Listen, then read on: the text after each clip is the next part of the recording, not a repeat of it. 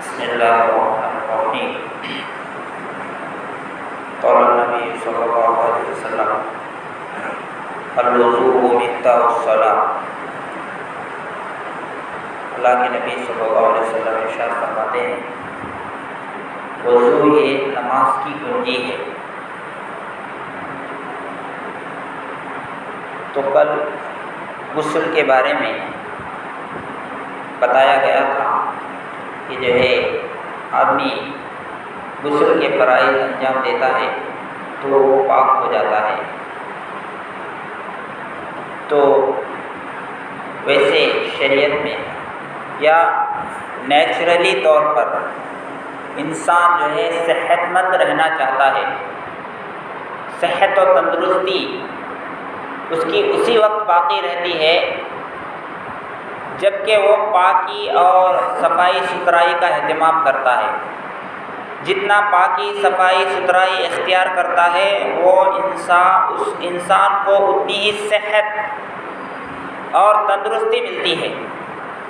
جو پاکی صفائی کا اہتمام نہیں کرتے وہ بیماریوں کا شکار ہو جاتا ہے، بیماریاں اس کے اوپر اٹیک کرتی ہے۔ تو پاکی اور صفائی ستھرائی کے چیزوں میں سے وضو بھی ایک بہترین چیز نبی نے ہم کو بتایا ہے۔ تو وضو کے بے شمار فضائل بھی آئے ہیں حدیث میں۔ اللہ کے نبی صلی اللہ علیہ وسلم نے ارشاد فرمایا کہ انسان جب وضو کرتا ہے تو اس کے گناہ معاف ہو جاتے ہیں، اس کے گناہ جو ہے جڑ جاتے ہیں، یعنی گر جاتے ہیں۔ آنکھ دھوتا ہے تو آنکھوں کے گناہ، اور منہ دھوتا ہے تو منہ کے گناہ، ہاتھ دھوتا ہے تو ہاتھوں کے گناہ، پیر دھوتا ہے تو پیروں کے گناہ جو ہے اس سے معاف ہوتے ہیں۔ گناہ چھوٹے چھوٹے جو گناہ ہوتے ہیں وضو کی برکت سے وہ گناہ معاف ہوتے ہیں۔ اور اللہ کے نبی صلی اللہ علیہ وسلم نے یہ بھی فرمایا کہ کل قیامت کے دن میں اپنی امت کو وضو کے اعضاء سے پہچان لوں گا، یعنی دوسرے لوگ بھی ہوں گے قیامت کے دن، سارے لوگ ہوں گے۔ آدم علیہ السلام کی امت بھی ہوگی، موسیٰ علیہ السلام کی، ابراہیم علیہ السلام کی، نوح علیہ السلام کی، جتنے پیغمبر آئے سب کے جو ہے سب امتیں ہوں گی۔ اب انسان تو سارے ایک جیسے ہیں، تو حضور صلی اللہ علیہ وسلم اس امت کو کیسے پہچانیں گے پوچھا گیا۔ اے اللہ کے نبی اپنی امت کو آپ کیسے پہچانیں گے؟ تو آپ صلی اللہ علیہ وسلم نے ارشاد فرمایا کہ میں اپنی امت کو اعضائے وضو سے پہچانوں گا، یعنی میری امت جو ہے، میری امت کے لیے وضو کرنا ضروری قرار دیا گیا ہے نماز کے لیے۔ تو میری امت جو ہے بار بار وضو کرے گی، تو اس کی وجہ سے ان کے وضو کے جو اعضاء ہے، چہرہ ہے، ہاتھ ہے، پیر ہے، سر ہے، چمک رہا ہوگا۔ تو وہ چمکاہٹ کو دیکھ کر، ان کے چہرے کی چمکاہٹ، ہاتھوں کی چمکاہٹ، سروں پر چمکاہٹ دیکھ کر میں پہچان لوں گا کہ یہ میری امت ہے۔ تو وضو اللہ کے نبی صلی اللہ علیہ وسلم وضو ہمیشہ وضو سے رہا کرتے تھے، زیادہ وضو سے رہا کرتے تھے۔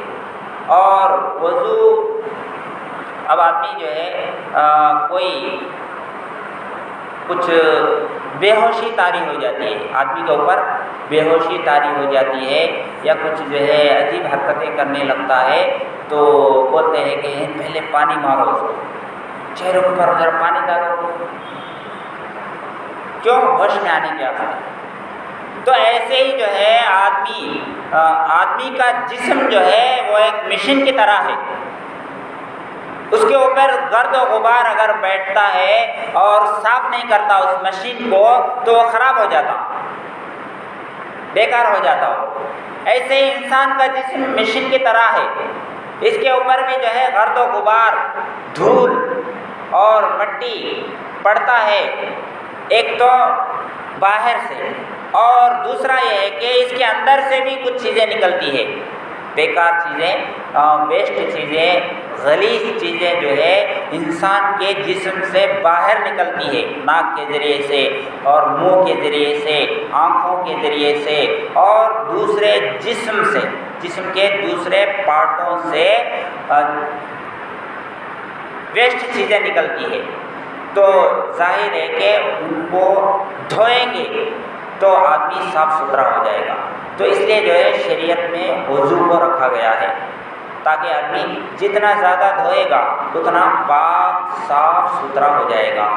تو وضو اللہ کے نبی صلی اللہ علیہ وسلم نے اس امت کو سکھایا ہے۔ تو وضو کے اندر 4 چیزیں فرض ہے۔ وضو کے اندر کتنی؟ 4 چیزیں فرض ہے۔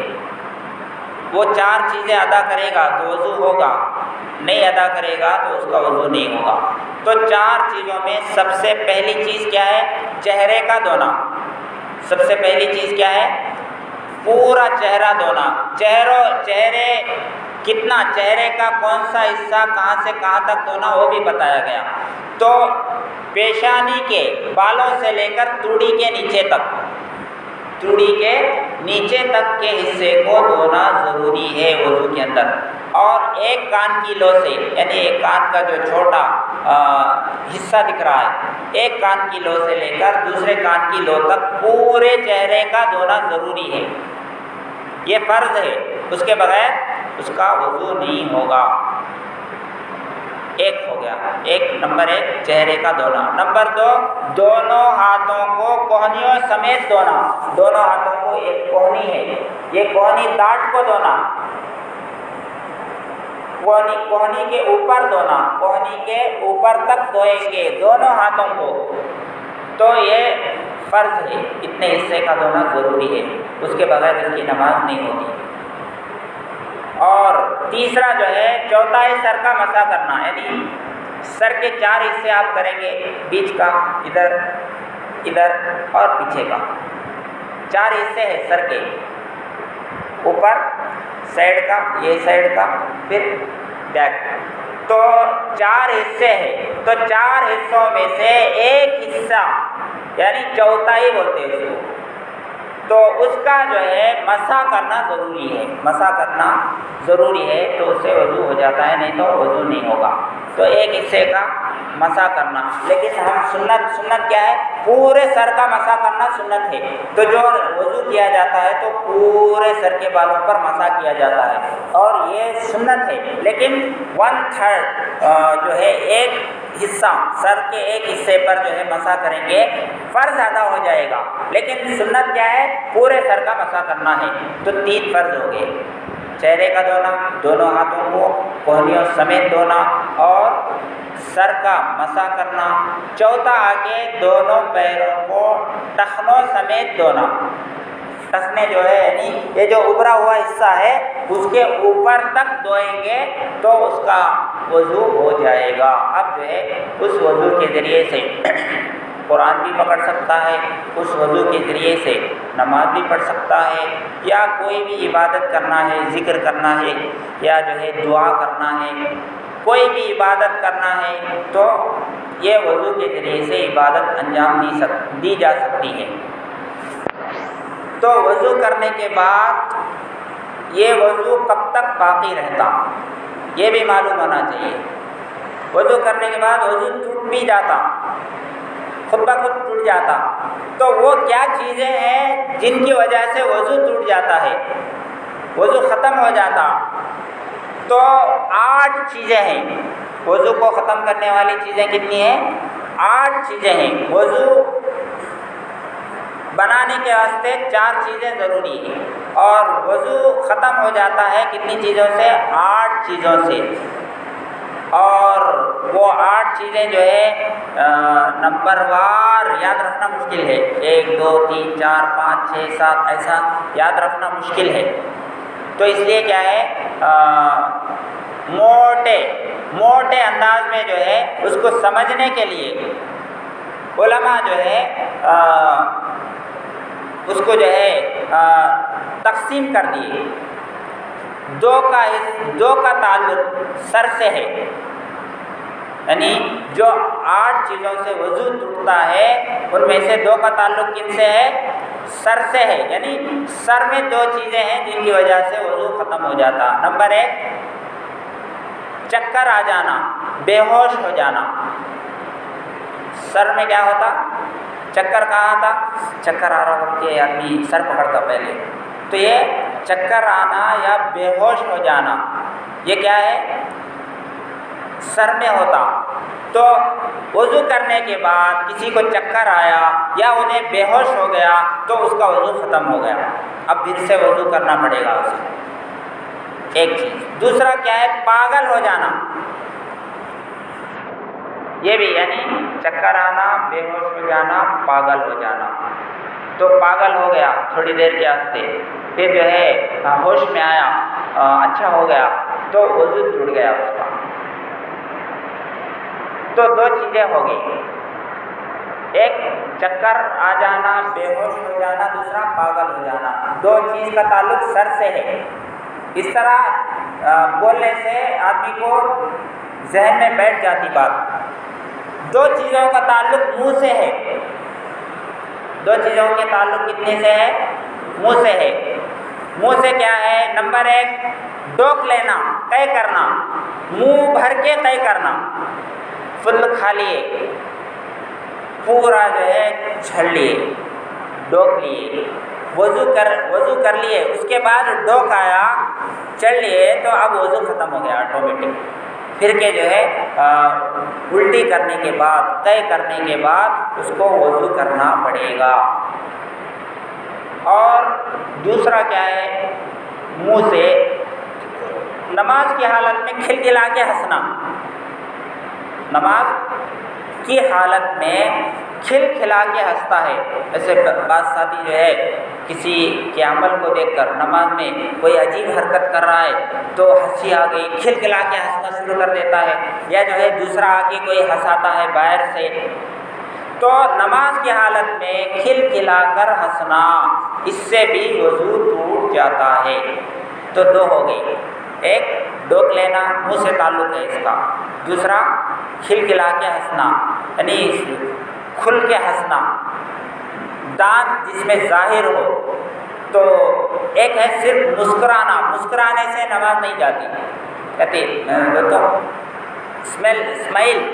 اسمائل آ گیا اس سے نماز نہیں جاتی، لیکن جو ہے آواز نکال کے ہنستا ہے تو اس سے نماز وضو چلا جاتا ہے۔ کتنی چیزیں ہو گئی؟ 4 چیزیں۔ 2 کا تعلق سر سے، 2 کا تعلق منہ سے، اور 2 کا تعلق جسم سے ہے۔ 2 کا تعلق کن سے ہے؟ پورے باڈی سے۔ ایک خون یا پیپ کا نکل کر بہنا، جسم کے کسی حصے سے خون یا پیپ کا نکل کر بہنے سے بھی وضو چلا جاتا ہے۔ خون نکلا کیا تو مار لگنے کی وجہ سے، نیچے گرنے کی وجہ سے، کٹنے کی وجہ سے، تو وضو سے تھا لیکن کوئی چیز نکل گیا، خون یا پیپ، تو ایسی صورت میں یا پھوڑا ہو گیا، پھنسی ہو گئی، اس سے کوئی چیز نکل گئی تو اس سے بھی وضو ٹوٹ جاتا ہے۔ ایک باڈی کا اس کا تعلق ہے۔ دوسرا کیا ہے؟ ٹیک لگا کے سونا، باڈی کو کہیں جو ہے آپ دیوار سے ٹیک لگا کے سو گئے، کرسی سے جو ہے ٹیک لگا کے سو گئے، یا جو ہے آڑا پڑ گئے تو نیند لگ گئی، یا جو ہے ٹیک لگا کر بیٹھے بیٹھے اسے ٹیک لگا کے سو گئے تو نیند آ گئی تو اس سے بھی وضو ٹوٹ جاتا ہے۔ تو 2 کا تعلق باڈی سے ہے، ایک خون یا پیپ کا نکل کر بہنا شرط ہے، خالی آ کے نکل کے وہیں ٹکا تو اس سے وضو نہیں ٹوٹتا۔ وہ نکل کے بہنا یعنی آگے جانا، ذرا آگے بڑھنا، جب جو ہے وضو ٹوٹتا۔ خالی نکل کے وہیں ٹک گیا ہے تو اس سے وضو نہیں ٹوٹتا۔ تو 2 کا تعلق باڈی سے ہے، ایک خون یا پیپ کا نکلنا اور دوسرا ٹیک لگا کر سونا۔ کتنے ہو گئے؟ 6 ہو گئے۔ 8 2 کا تعلق 1 2 سے ہے، 2 کا تعلق کس سے ہے؟ 1 یا 2. تو پیشاب کا نکلنا، شرمگاہ سے پیشاب کا نکلنا یا پاخانے کا نکلنا، اس سے بھی وضو ٹوٹ جاتا ہے. اور دوسرا کیا ہے؟ ریح کا خارج ہونا، پادنا، ہماری زبان میں بولے تو پاد کا آ جانا، تو اس سے بھی وضو ٹوٹ جاتا ہے. تو 8 چیزیں ہیں، بہت آسانی سے ہر آدمی اس کو سمجھ سکتا ہے کہ 2 چیزوں کا تعلق سر سے ہے اور 2 چیزوں کا تعلق منہ سے ہے، 2 چیزوں کا تعلق باڈی سے ہے اور 2 چیزوں کا تعلق 1 2 سے ہے.